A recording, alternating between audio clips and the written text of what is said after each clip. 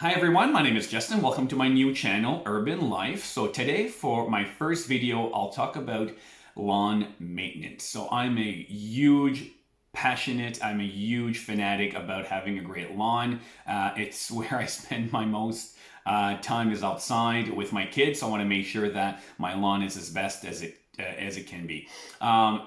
Maybe like most of you have been watching a lot of videos online, and there's tons of them, and I find they're all from the States. And in the States, they have so much more in terms of product availability and different types of solutions that we just don't have here in Canada. And I'm in Eastern Canada, so restrictions are even worse. So I really wanted to make a channel for my Canadian friends, or even Northern Americans that have cool season grass. So I just find there wasn't that much for us that has limited access to a lot of things. So hopefully with what I've done in the past around 6 years of starting off with a used home that the grass was almost non-existent. So really started off doing many things, and obviously did things really wrong, and then applying different solutions to really have the best lawn that I could. So this is a quick overview of what I've been doing, and a lot of it is getting a lot of information from what I've learned online on YouTube already, and trying to put this in a very simple package, and you're really adopting these little tips and tricks that's really going to make a big impact. So here we go. I just want to make sure that I go through it really quickly with you guys, and then you can start applying different things in your lawn as well. So starting off in April, so basically for me, April is trying to get everything ready, getting my lawnmower ready, my weed whacker ready, and also my leaf blower ready. So when I do need it, it has gas, everything has been oil change, and everything it's been done. For my lawnmower, I have a Toro Recycler. I make sure that it's super clean, the oil change is done. They said you don't need to have an oil change with a Toro Recycler, you just need to add extra oil. I changed my oil. My oil was super black and super dark, so I guess I didn't need it. So change the oil and get that blade super sharp, which I do every probably 5 or 6 mows, which I find is one of the biggest things that the regular Joe misses, is their blade is their blunt instrument. They're completely just ripping the grass blades off their turf. They're not cutting anything. It's very damaging for the turf. So make sure that your blades are always super sharp. It's going to get your grass nice and green, and it's going to be a lot tougher for drought and diseases. Okay, so biggest number one tip is sharpen your blades all the time. So of course, when I'm looking at my yard, I just go around if there's any damage from animals or mold or mice and other animals. Of course, I try to do some repairs here and there. Where I live, I haven't had that many. I do have trees all the way around. I do have some animals, but hasn't been that bad since I've been here for 7 years. So, but I do take a lot of time in my front yard. I do get a nice, I use my nice stiff rake. I don't have a landscaper. The Landscaper 2 rake, I think it's called. I don't have that, but I have one that's really stiff.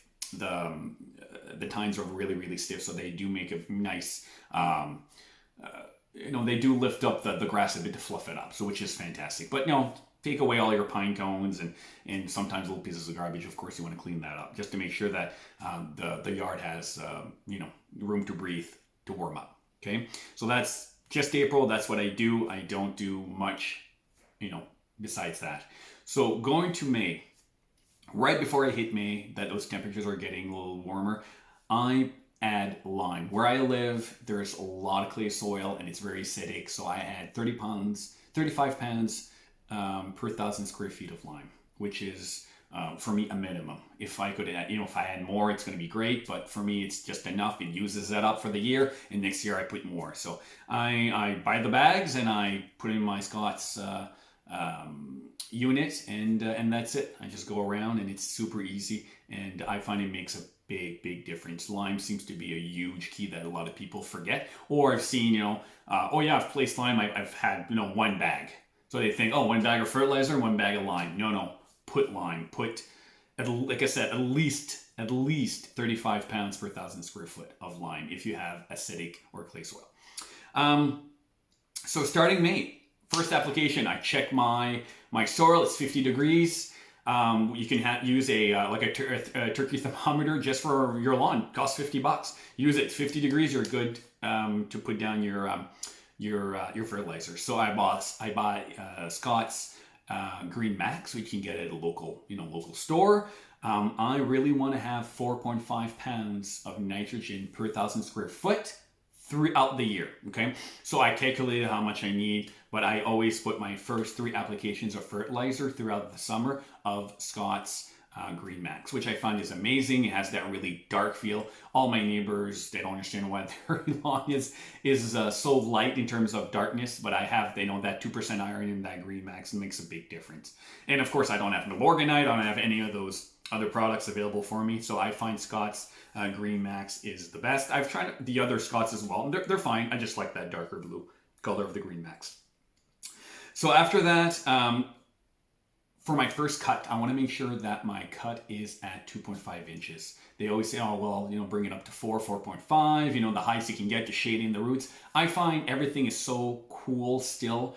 I cut at 2.5 and make sure that the ground is very even as well, because some areas haven't grown as much and some have really, peaked. So I want to make sure everything is as neatly, level as possible to make it look, as best as possible. So 2.5 inches for me for all those cuts that I'm going to do every 4 days. Every 4 days, going cut.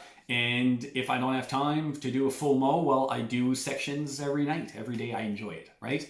I always want to make sure, I don't know if it's a thing, but I cut my grass at night. It seems the grass blades seem to stand up more and it looks a lot better compared to in the morning and afternoon. So I always cut at night or in the evening, right?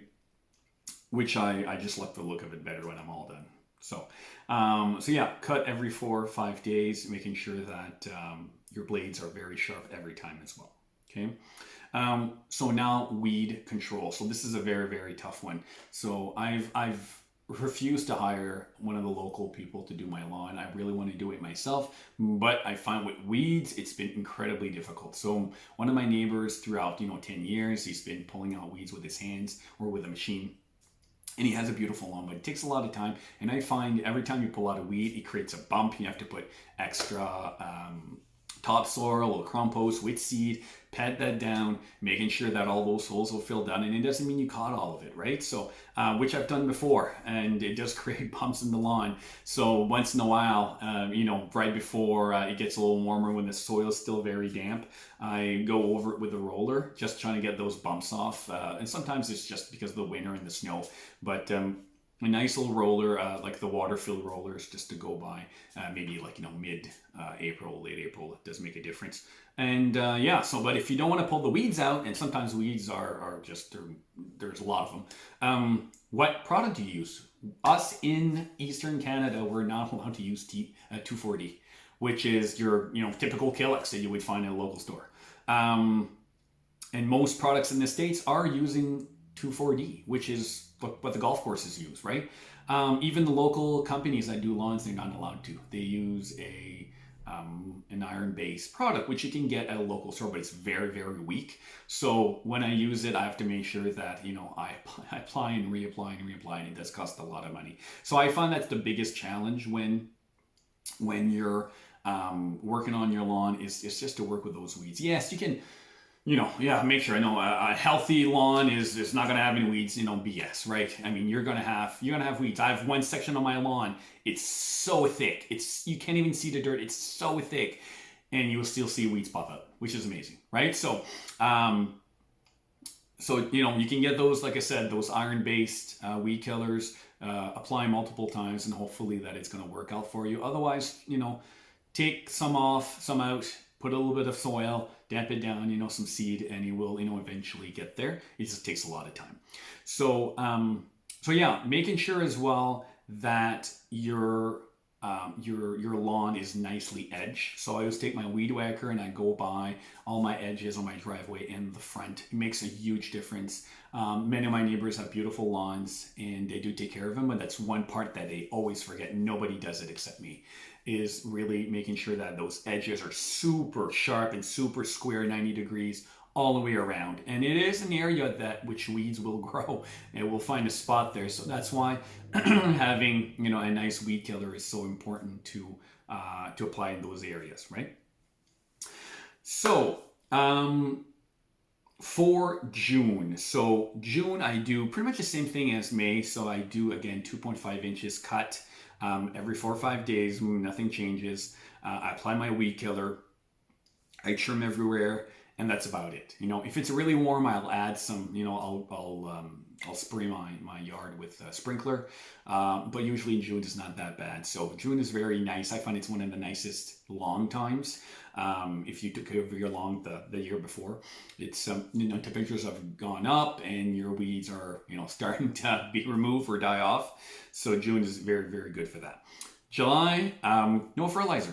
No fertilizer for the 1st of July. It's just there's so much heat in July and August that I don't want to, you know, push my lawn if it's not going to grow. So in July, basically, I don't put any fertilizer. I kind of get my lawn, you know, settled down, but I water like crazy. You know, we all have restrictions for water, and I do as much as I can by following my restrictions, but I want to make sure that my lawn has water, because if it's not, the weeds are going to pop again, it's going to die off, and it's going to, you know, all my work is going to go bye-bye, right? And starting July, I mow at 3.5 inches. So my mower, Toro Recycler, I catch it down to the number 2 on the height. And for me, that's fine. Anything higher, the blades they fall over, and it's not nice. That's it. That's it for July. August, I add my last application of Green Max. Again, I water a lot if it needs it, and I cut at 3.5. That's it, right? I keep on trimming everywhere around. I trim my flower beds. I trim in front of my yard. I trim everywhere, right? And I always make sure I use my leaf blower to blow back those trimmings inside the lawn, which is, you know, important to keep it neat. And another thing as well I haven't mentioned, everybody says, oh, you shouldn't mulch, you shouldn't mulch, you shouldn't mulch, you shouldn't mulch. If you mulch your lawn and it's full of weeds, you're just remulching all those seeds back in your lawn. It doesn't make any sense. You mulch when you have a beautiful lawn to get all that good stuff back in your lawn. If you have crappy stuff, you're putting that back in your lawn. Well, bag it, right? Bag your weeds. It's going to make such a big difference, especially in May when the dandelions come out. Oh my God, bag everything. Bag all those dandelions, right? So it's going to make a big difference.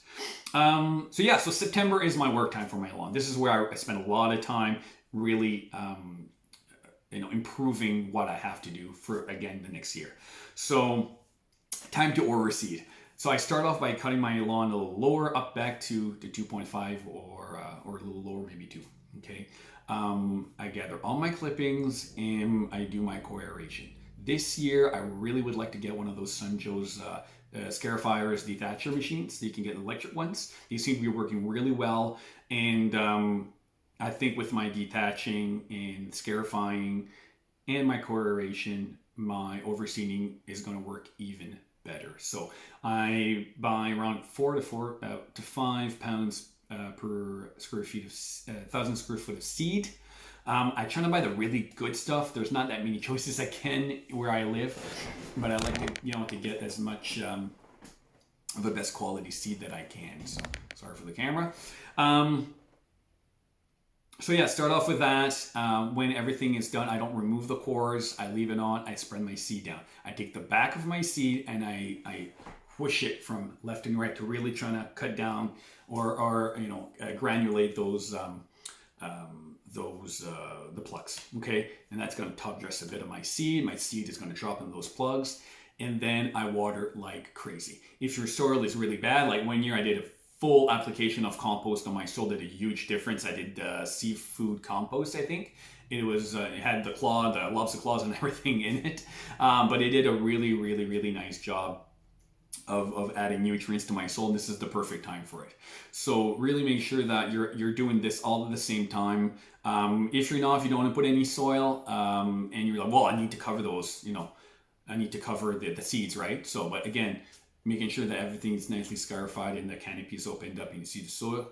Just grab a roller again, a water filled roller, and go over everything. that's going to make a big difference. So, and after that, you just water like crazy. I watered 3 times a day, maximum 2 hours a day, and that's it. So I just water. I don't touch my grass for at least 2 weeks. So after 2 weeks, I do want to cut it a bit, but I cut it high, and I make sure I'm on and off my yard as careful as possible, so I don't want to turn too much to really destroy those new seedlings. So I want to make sure I'm on and off very carefully.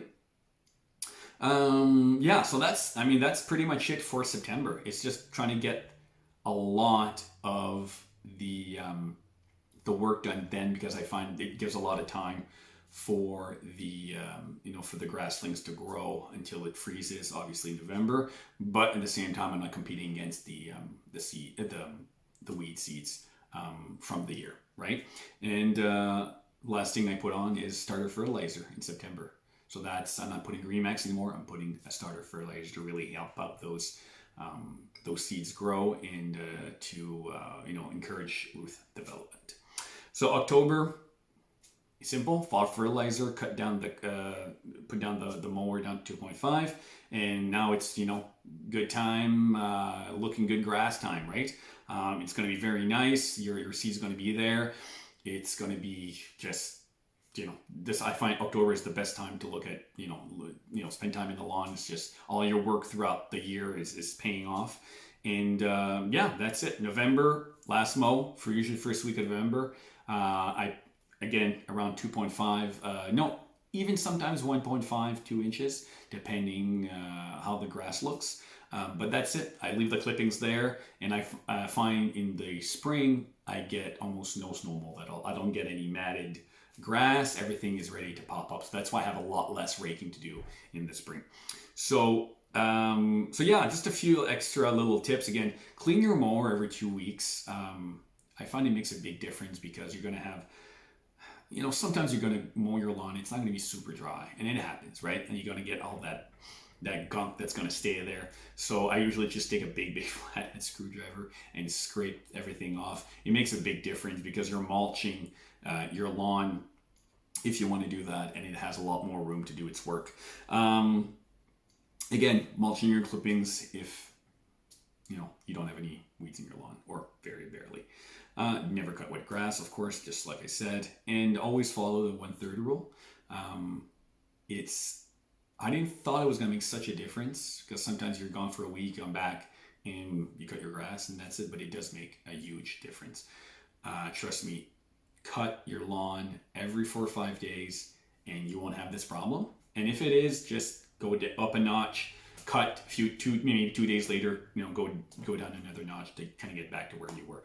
But yeah, that's it. I'm, like I said, very passionate about my lawn, and I just couldn't find anything online that really related to my area. Like I said, I live in eastern New Brunswick in the Maritimes, and I just find, maybe there's a few extra ones that live maybe even in the New England part of the States that could have a few tips to work on their lawns with maybe no chemicals, right? Because what I use, it's all, I know if you take Scots fertilizer as chemicals, I don't, but anyway, it's all, done-ish naturally with no pesticides, but there is a lot of work to it, and you need to be dedicated. Like I said, I love mowing my lawn every few days, and I love the cut of it. I love the look of it. For me, it's a big pride thing. But I want to make sure that, I do things properly, and I did do a lot of, oopsie doodles in the past years. But again, with having great support online and great videos from everywhere around, North America, even, over in Europe, they have a different type of, lawn there, and they take care of it differently. But I find there's always transferable, tips and tricks that can be done everywhere around the world. So thanks again. If you have any questions, comment me anytime. And yeah, we'll see you in the next video. Thanks. Bye.